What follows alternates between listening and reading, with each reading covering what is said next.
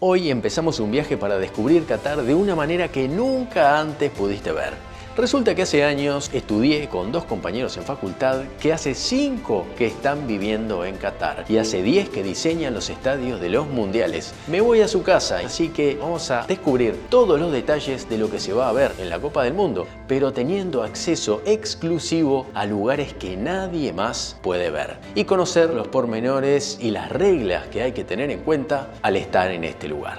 Pero todo eso si logro salir de Montevideo. Estoy empezando el viaje a Qatar. Tengo más de 30 horas, 3 vuelos, varias conexiones y varias horas de espera también en distintos aeropuertos. Lo que me molesta un poco no es todo eso. Lo que me intriga bastante, lo que me pone un poco nervioso, lo que me da incertidumbre es esto. No se ve absolutamente nada. Y cuando pasa esto, el avión no sale. Por lo menos aquí en Uruguay. No sale ni aterriza. En realidad no pueden aterrizar. Podrían despegar, pero si llega a haber algún problema de emergencia, ya no ven la pista. Así que se cancelan los vuelos con la niebla. Impresionante. Esto que se ve pasar no es humo, es niebla. Estamos adentro de una nube y no se ve absolutamente nada. Con este día, el avión no sale. Por ahora el vuelo está en hora, así que veamos. Yo dudo mucho, por mi experiencia en este lugar, de que el vuelo vaya a salir, por lo menos en la hora indicada. Vamos a ver qué pasa. A partir de ahora pongamos el contador en 0 para ver cuánto tiempo me lleva llegar a Qatar.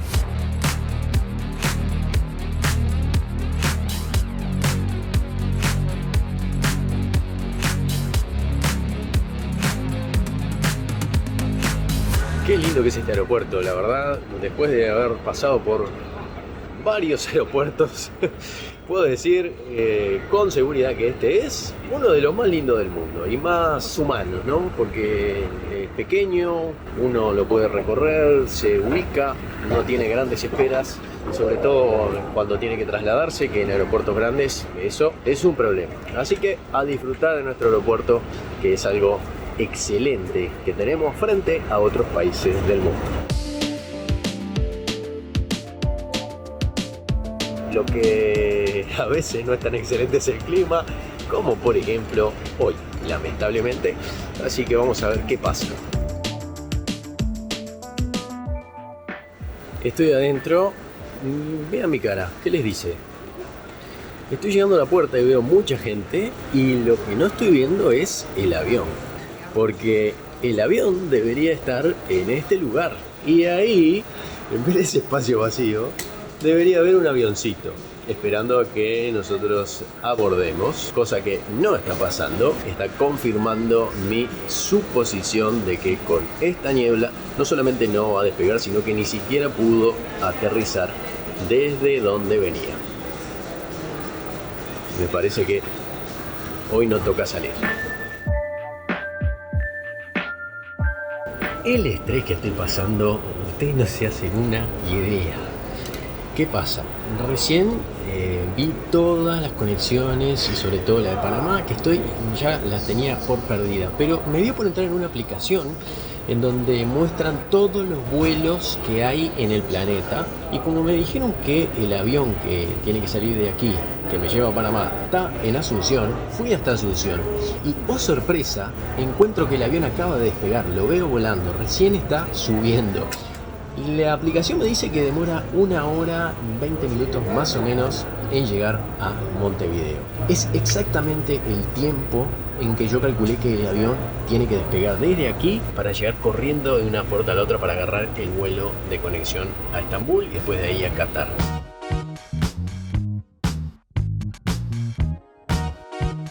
Y el tema es que en Qatar mis amigos me tienen coordinado para el día que llegue la visita a los estadios con ellos, que son los que los están dirigiendo, con permisos que tuvo que pedir, con horas específicas, con días específicos, y un conocido que la madre es uruguaya, el padre es catarí, él habla español, él es catarí, vive allá. Y resulta que en Qatar no está permitido el casamiento de un catarí con un extranjero. no se puede. Este fue un caso particular donde hubo que pedir un permiso especial aprobado por el gobierno, por la autoridad pertinente, para que se pudieran casar. Un catarí con una uruguaya tuvieron un hijo que es este señor. Y este señor me invitó a cenar el día que supuestamente tengo que llegar a la isla artificial que construyeron en Qatar, enfrente a la costa, para contarme cómo son las tradiciones en Qatar y para probar comida típica. Estoy ahora calculando si pierdo absolutamente todo el viaje y no puedo viajar a Qatar por unos minutos que el avión puede demorar en llegar a Uruguay. Voy a llegar con el corazón en la boca. Si no me da un infarto en este vuelo, señor, señora, tengo el corazón de piedra. Vamos a ver qué pasa. Ya no sé qué más hacer, di 250 vueltas al free shop, ya comí, ya tomé varios cafés y quiero que el vuelo llegue de una vez por todas. Por favor, que venga ese avión. Voy a ver de nuevo la aplicación. Creo que nunca había visto tanta gente en este lugar. Aunque ven al fondo es la sala VIP, hay cola para entrar porque está repleta. O sea, hay gente parada adentro de la sala. Hay gente por todos lados. Y acaban de anunciar que mi vuelo está cancelado. Sí, señor, se confirmó. Y ahora es donde empieza a caer las fichas del dominó. ¿Vio cuando cae la primera ficha? Bueno, eso acaba de pasar. Cayó la primera ficha, se cancela el vuelo. ¿Qué pasa ahora? Mi vuelo conectaba en Panamá con otro que iba a Estambul y tenía poco tiempo de espera, por suerte. Por suerte, hasta que se cancela el primer vuelo. Porque ahí el poco tiempo de espera pasa de ser algo bueno a algo no tanto. Ya no llegó a la conexión. Pierdo el segundo vuelo. Si pierdo el segundo vuelo, ya no llego al tercero, que era desde Estambul a Qatar. Ahora todo depende de la agencia. Voy a llamar a ver cómo me solucionan este pequeño problemita que se acaba de generar con la niebla que hay en este país. Hay que ponerle buena onda porque si te enojas por estas cosas. Ya me ha pasado de perder vuelos y perderlos para siempre, de no poder viajar a ese destino porque el avión no salió de aquí por la niebla. Veremos qué pasa en este caso. Vamos a llamar a la agencia.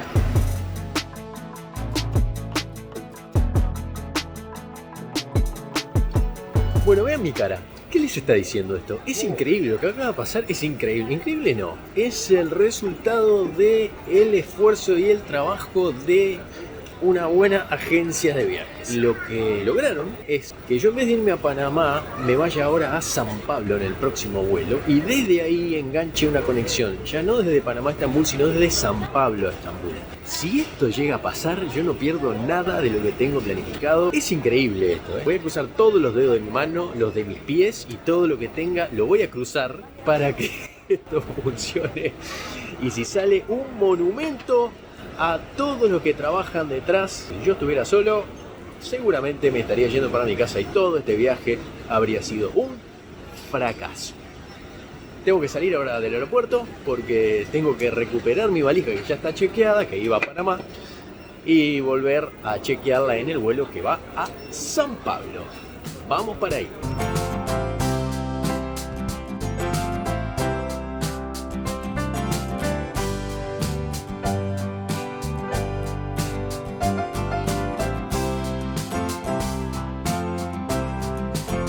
Llegué a Uruguay, por fin, después de un viaje maravilloso. Ah, no hubo un viaje maravilloso. En realidad, tengo que entrar de vuelta al aeropuerto. Este es el día en que hice más check-in en mi vida. Y todos en el mismo lugar. Allá vamos. A ver si notan algo diferente.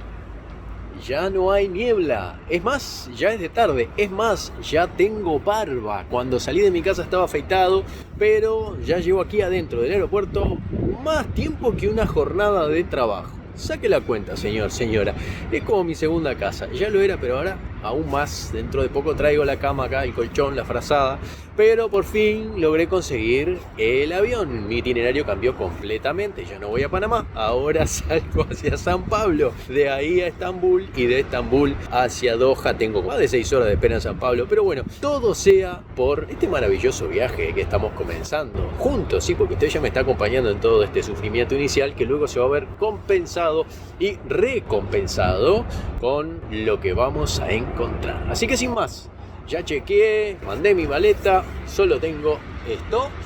Y voy para el aeropuerto porque no quiero que este avión se me escape, porque si pierdo este vuelo, no tengo vuelta atrás. Qatar, allá vamos.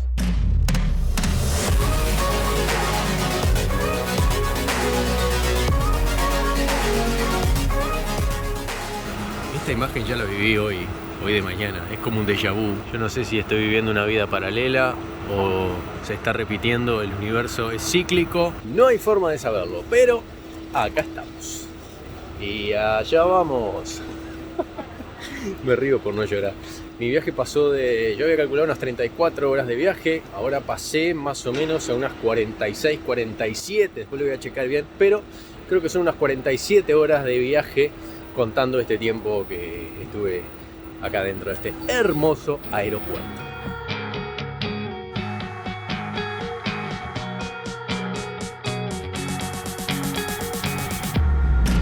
No puedo creer que me voy. Es increíble.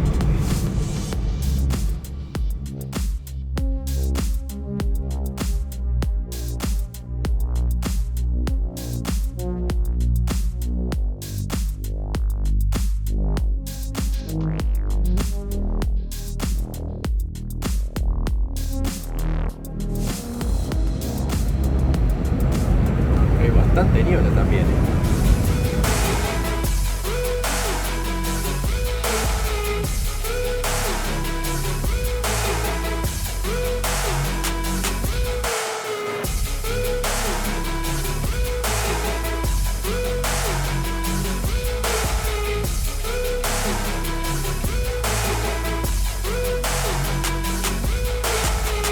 Llegué a San Pablo, no lo puedo creer, no puedo creer que logré salir de Montevideo.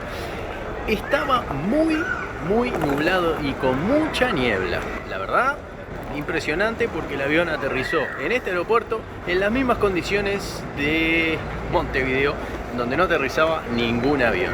Me gustaría averiguar cuál es la diferencia. La última vez que estuve en este aeropuerto, hace tiempo que no vengo, pero la última vez fue en plena pandemia y me acuerdo de estar parado exactamente en este lugar, frente a esas escaleras, y que no hubiera absolutamente nadie.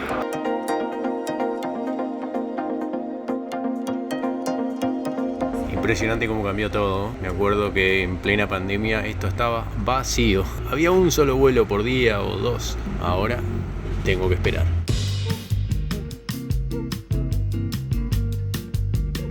Tengo varias horas de conexión y cuando pasa esto en los aeropuertos generalmente hay dos opciones. Una es esta.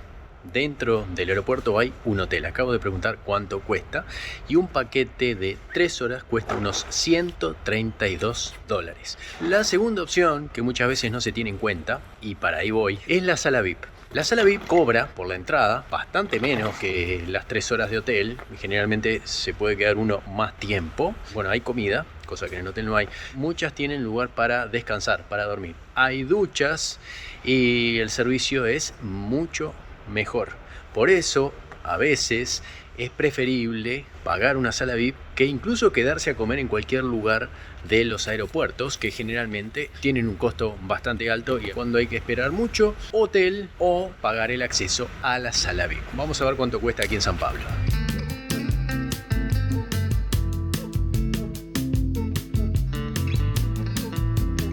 Bueno, las salas cuestan en promedio unos $70-80. Aquí estoy adentro de una que tiene bar, restaurante, comidas, tiene un área para trabajar privada, tiene un área para niños y de este lado tiene duchas. Es una opción a tener en cuenta. En particular en este aeropuerto de San Pablo hay varias salas, así que se puede elegir.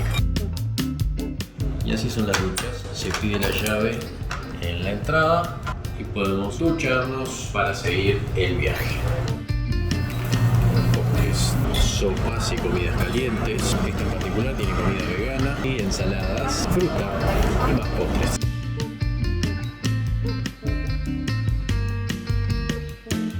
Your roll has been called to disembark. When you open your head compartment, please be careful. Próximo vuelo, San Pablo, Estambul. No sé si notan que me afeité y me bañé. Bueno, que me bañé no se nota, pero que me afeité sí. Allá vamos.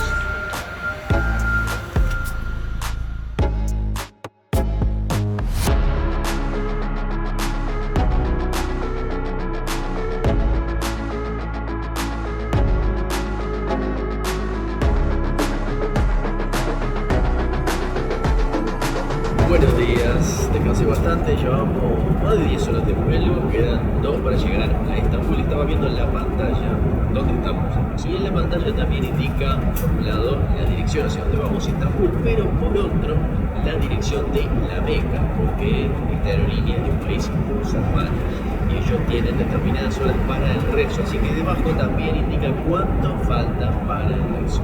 Y también lo hacen arriba del avión.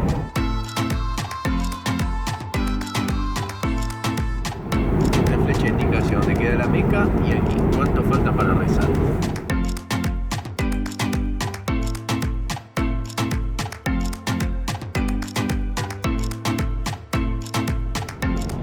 Hay algo muy interesante en este vuelo porque salimos a las 3 de la mañana y son 12 horas. 3 más 12 tendrían que dar exactamente las 3 de la tarde. O sea, deberíamos llegar de día con sol. Sin embargo, todavía no llegamos y ya es de noche. Lo que pasa es que este avión está viajando en contra de la rotación de la Tierra. La Tierra gira hacia un lado y el avión va en sentido contrario. Por lo tanto, vamos haciendo que el día sea más corto. Es como si la Tierra, en vez de girar a la velocidad que lo hace, lo hiciera a más velocidad. El día duraría menos horas y es lo que pasa arriba de este avión. Por eso salimos a las 3 de la mañana, el vuelo dura 12 horas y vamos a llegar de noche.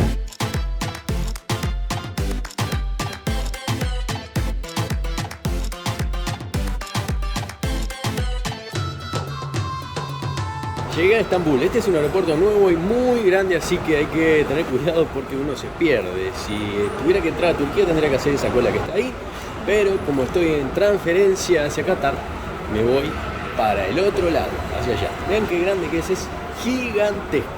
Hay que tener mucho cuidado y sobre todo, si andamos con poco tiempo, saber exactamente hacia dónde vamos.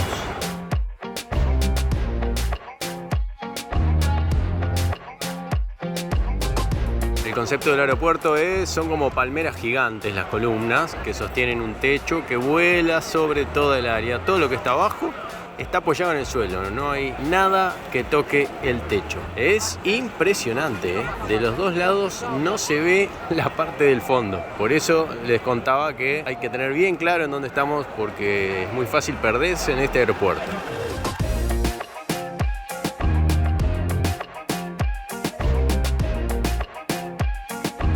Me estoy dando cuenta de una cosa, cuando salí de mi casa estaba afeitado.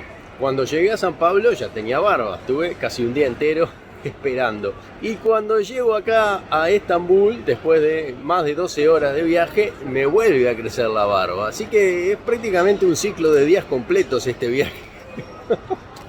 Y todavía no terminó, porque acá tengo tiempo de espera y luego el último vuelo hacia Qatar.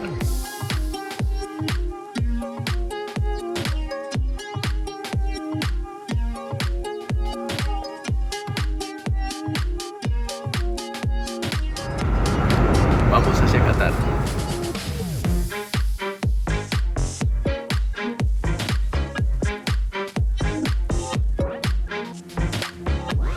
Y después de 40 horas, sí señor, 40 horas de viaje, acabo de llegar a Qatar y lo más importante es que mi valija, después de 3 vuelos de conexión y 40 horas, llegó conmigo. Estoy más que feliz.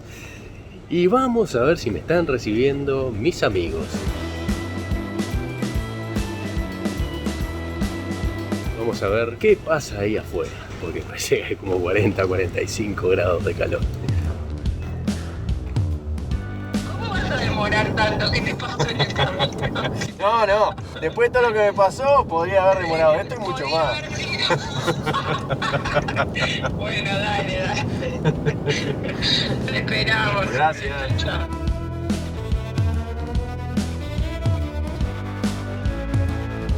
Estos ómnibus son los ómnibus de los workers, de los trabajadores. ¿Estos blancos? Sí, no es el sistema de ómnibus público. Este es el que lleva y trae a los trabajadores desde la zona donde viven.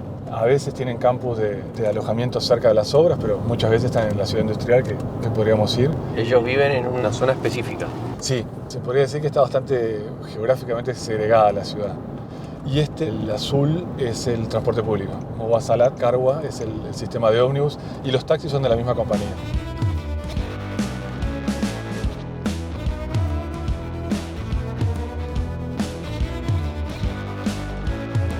está permanentemente en construcción acá, por lo que veo, ¿no? Sí, te están terminando obras en todo momento, están terminadas ahora para la Copa, pero así todo, hay muchas que no van a llegar a entregarlas, pero por lo menos las van a dejar la forma de afuera que parezca que está terminado y adentro todo vacío. Pero sí, las calles están todas dadas vueltas, preparándose para la Copa.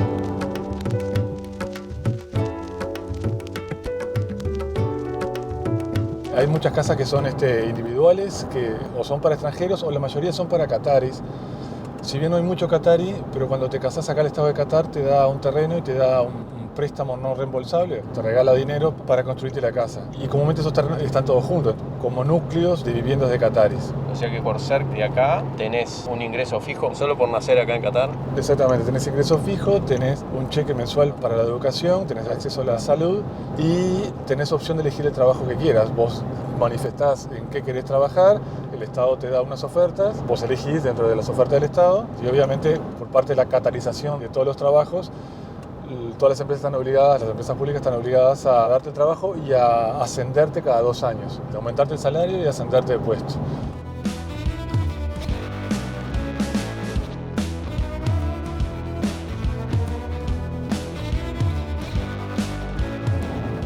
Y ese polvito que ves ahí, esa arena que ves ahí, está en el aire y está en los pulmones tuyos. Claro, sí. ¿Quién vive acá en el medio del desierto? Bueno, ahora vivimos nosotros acá. Pero claro, lo que pasa es que el lugar donde vivís básicamente es donde pernoctás. Después el resto de la actividad, de trabajo, escuela, no está. Entonces nada, que sea desierto, que sea un bosque tropical, te da lo mismo, no salís. ¿Cuánto hace que viven acá? 2 años. 2 años. O sea, termina el barrio y empieza el desierto. Sí.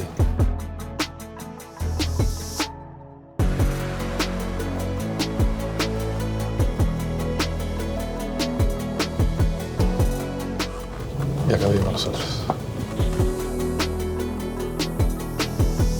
Bueno, esta es la casa de Nacho y Jimena. Después, con ellos, vamos a mostrarle cómo viven aquí. Nacho me dejó hoy y se fue porque tenía que ir al trabajo. Él estaba dirigiendo los estadios, las obras de los estadios. Jimena también. Vamos a ver cómo está afuera, porque hoy de mañana a las 5 o 6 de la mañana ya hacía calor y me pronosticaron que para hoy iba a haber unos 45 grados, con un poco de viento y un poco de arena y un poco de polvo del desierto. Así que va a ser una experiencia diferente. Vamos a ver cómo está el clima. Veamos.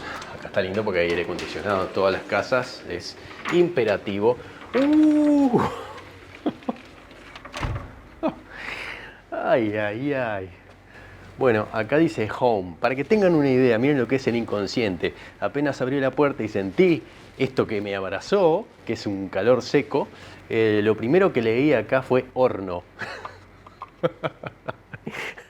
Horno es lo que hay acá afuera. Por favor. Bueno, miren lo que es el barrio. Todos los que viven aquí son extranjeros de distintas nacionalidades que están trabajando en Qatar. Hay banderas colgadas, ¿eh? Ahí hay una bandera italiana, aquí enfrente hay una de Sudáfrica y así sucesivamente. Y estos son barrios privados. Este en particular está en medio del desierto.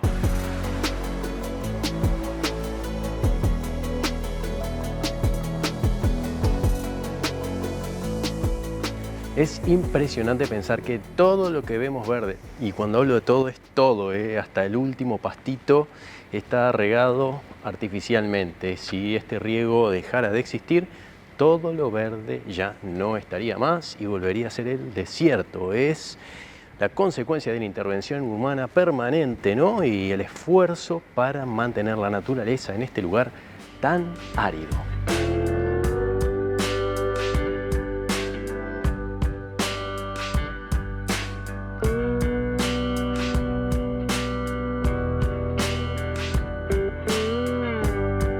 Arena tosca, nada, y de repente construyen esto, que por supuesto tiene todos los servicios, aire acondicionado, agua, etcétera, ¿no? Pero están en medio del desierto y así van construyendo. Estas casas son de alquiler. Los extranjeros no pueden comprar propiedades en la tierra que creó Alá. Y me gustaría resaltar ese concepto, la tierra que creó Alá. No es tierra santa, porque la tierra que creó Alá es esta. Pero hay tierra que creó el hombre. Por ejemplo, las islas artificiales. Y en esas islas artificiales, hola,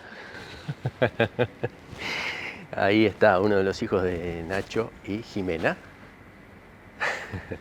que habla varios idiomas porque está yendo a la escuela de aquí. Por supuesto habla español, pero habla inglés, entiende y pronuncia bien el árabe. Les decía que construyeron una isla artificial al estilo de las islas de Dubái. Y como esa isla la construyó el hombre, no Alá, en esa isla sí pueden comprar propiedades los extranjeros. Interesante concepto, ¿verdad? Entonces, los extranjeros que quieren tener una propiedad la compran en esa isla y ya están construyendo más para vender más propiedades a los extranjeros en tierra que no creó Alá.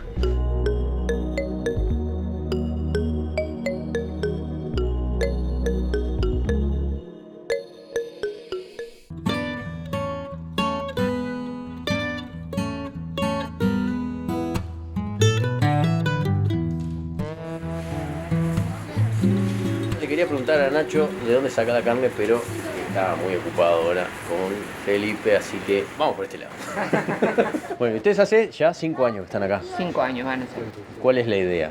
¿Quedarse, irse a Uruguay, irse a otro lado? ¿Extrañan, no extrañan? Extrañar, extrañamos siempre. Y en realidad tenemos la conexión diaria con Uruguay. Nosotros leemos la prensa uruguaya, escuchamos la radio uruguaya, la música que escuchamos en general es uruguaya. Sabemos que nuestra disposición final seguro va a ser el país. Y vamos todos los años. El futuro inmediato después de que termine la Copa todavía no lo tenemos decidido. Estamos viendo opciones. En cuanto a las mujeres en el trabajo y en la vida en general, ¿no? Porque la cultura local hace bastante diferencia entre hombres y mujeres.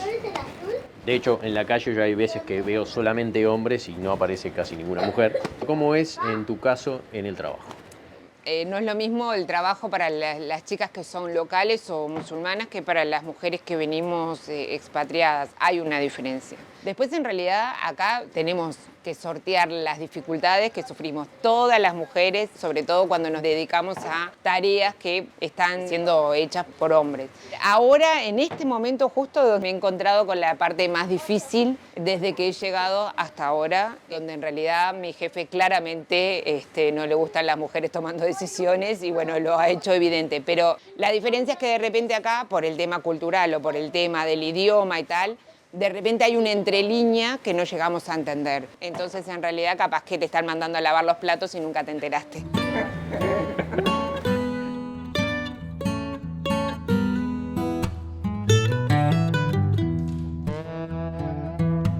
En cuanto a lo que gana el hombre y la mujer, ¿hay diferencia en el mismo cargo? En realidad, a mí siempre me ha pasado que al mismo cargo siempre he ganado menos y he trabajado ya en 3 países diferentes. Acá me pasa lo mismo, pero además yo tengo una situación que quien viene contratado como expatriado es Nacho y en realidad a mí me contratan ya estando acá. Entonces todos los beneficios que hacen a la expatriación, traerte y todo eso, yo no los tengo. Entonces sí, al final de las cuentas mi sueldo sería menor.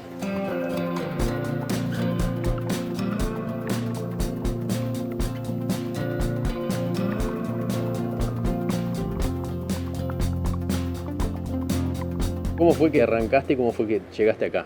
A ver, viste que en Uruguay vamos haciendo de todo. Entonces, en realidad me fui moviendo como por diferentes lugares, fui teniendo como diferentes trabajos. ¿Cómo llegué específicamente a trabajar con la Copa del Mundo?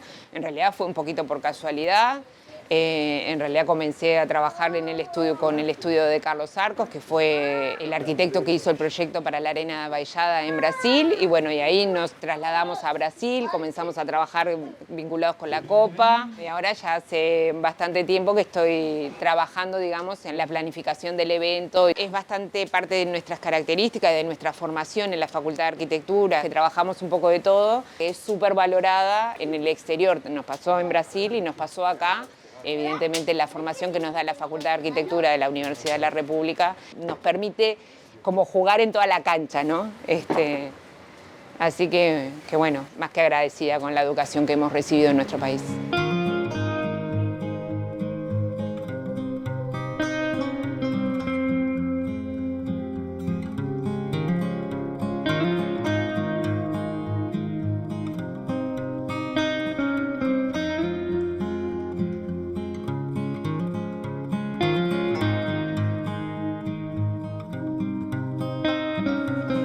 está terminando el asado y quiero saber cómo pedís asado acá. Cortes brasileños conseguís y carne argentina también. Inclusive en algún momento en el supermercado conseguimos carne uruguaya, hace un par de años. ¿A precio de? No. A ver, sí, la uruguaya estaba más cara y la argentina también. Sería unos 800 pesos el kilo. Pero esta que estamos comprando ahora la compramos a través de una aplicación que hay, picaña de Brasil o bueno, picaña de Sudáfrica. Y después lo que también conseguimos a veces es tira de asado, que en verdad son las mismas costillas, ellos comúnmente las cortan en el otro sentido, o sea, las cortan largas, las costillas en lugar de cortarlas transversal, las dejan largas. Entonces le pedís que agarren la manta y que te la corten más o menos de 3 centímetros, algo así, el hueso, y hacemos el asado de tiro.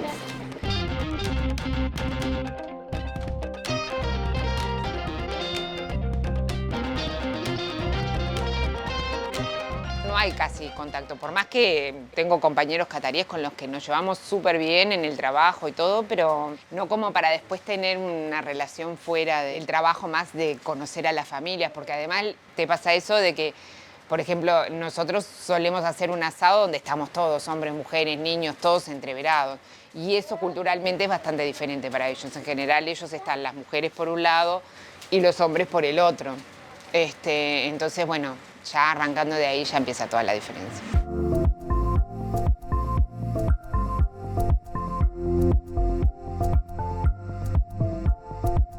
La casa de ustedes, por ejemplo, ¿está construida como para un extranjero o tiene ciertas características de acá? Tiene ciertas características de acá, pero en realidad está más pensada, o sea, tomaron algunas cosas como por ejemplo este espacio afuera, que ellos lo tienen, o por ejemplo el espacio que hay arriba, que en general es usado como un estar para las mujeres en caso de que vengan hombres de visita, entonces las mujeres quedan arriba, pero en realidad como ves acá tenemos los vecinos muy cerca, los vecinos musulmanes en general esta área tienden a cerrarla para que no puedas ver para adentro, entonces las mujeres puedan andar básicamente mostrando el pelo sin el hijab.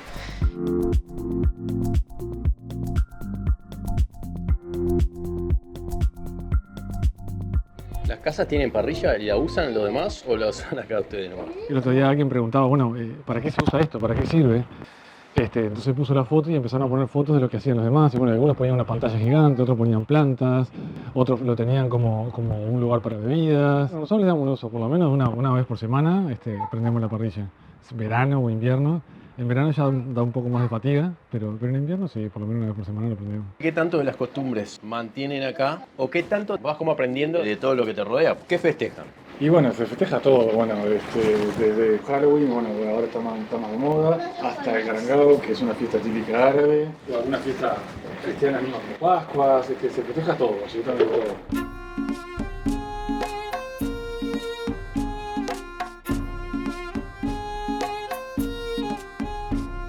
Nosotros comimos con muy poco picante en Uruguay y con muy pocas especias. Y en estos 5 años el gusto nuestro ha cambiado y empezás a sentirle gusto a las cosas picantes y empezás a pedir que tengan un poquito más. Siempre, si tiene un poquito de gusto picante, está divertido. ¿Cuántos años hace que estás trabajando vinculado a la construcción de los estadios de mundiales? Y bueno, unos 14 años, así, 2008. ¿Alguna cosa has visto? Alguna cosa sí. ¿Qué opinás de la Copa del Mundo Uruguay? Vamos a decir Uruguay, que puede ser Uruguay, Argentina, Chile, Paraguay, pero Uruguay 2030. Uno con el corazón que sí, tenés muchas ganas de festejar el centenario en Uruguay. Acá en Qatar siempre dicen que va a ser la copa más compacta de la historia de los mundiales y nosotros siempre acotamos, no, la segunda, porque la primera fue en Uruguay, que todos los estadios están en Montevideo. El primer sentimiento es sí. Cuando lo empezás a pensar desde el punto de vista de la cantidad de infraestructura que se tiene que hacer, la cantidad de dinero que se tiene que invertir, todas las coordinaciones que hay que hacer, en el caso de que, como decías tú, que sean 4 países organizando un evento, es un montón de trabajo que hay que hacer y habría que empezarlo lo antes posible. Y nada, está difícil, está difícil pensando en el dinero que se invirtió acá en la Copa. Igual esta fue un poco atípica, digo, pero lo que se invirtió en Brasil, lo que se invirtió en Rusia, en el cual los estadios es una ínfima parte o una parte menor de toda la inversión, un poco asusta que el Estado uruguayo invierta todo ese dinero en eso.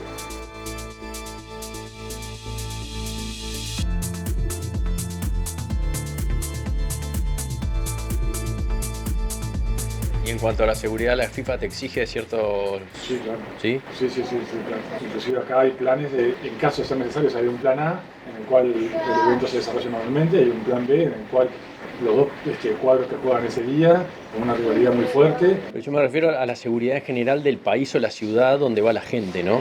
Y sí, claro, se les tiene que garantizar.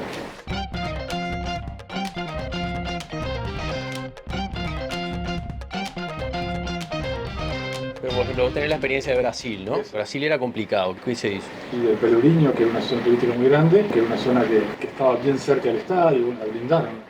O sea que uno piensa en cuánto se va a gastar en reparar los estadios, pero eso es una pequeña parte en realidad. Claro, y en eventos, en Brasil uno de los eventos fue el sorteo, bueno, acá pasó lo mismo, ¿no? Y para ese evento se desarrolló en un terminal Uruguay, en el cual el aeropuerto principal de Río de Janeiro se tuvo que cerrar por 6-7 horas y todos los vuelos se desviaron al segundo aeropuerto. Esos tienen un costo, y esos costos no son tangibles, o sea, no es un edificio, no es una carretera, no es un puerto. En el caso de Brasil, si mal no recuerdo, fue una cuarta parte de lo que se gastó en estadios del total de la inversión que se hizo en obras de la Copa, en obras relacionadas con la Copa del Mundo. Después de vivir 5 años acá, en cuanto al Uruguay, ¿tienen ganas de volver a vivir allá o tienen por ahora ganas de irse a otro lado? Y bueno, es como todo, uno trabaja y vive donde quiere y donde puede. En principio, a nosotros nos gustaría seguir trabajando en esto que nos gusta, que es arquitectura deportiva. Si hubiera chance en Uruguay de trabajar de eso, obviamente que sería como el destino ideal. Y si no, bueno, nada, donde el próximo mundial, en algún otro evento deportivo, veremos. Por ahora estamos acá hasta diciembre y después realmente no sabemos qué va a pasar.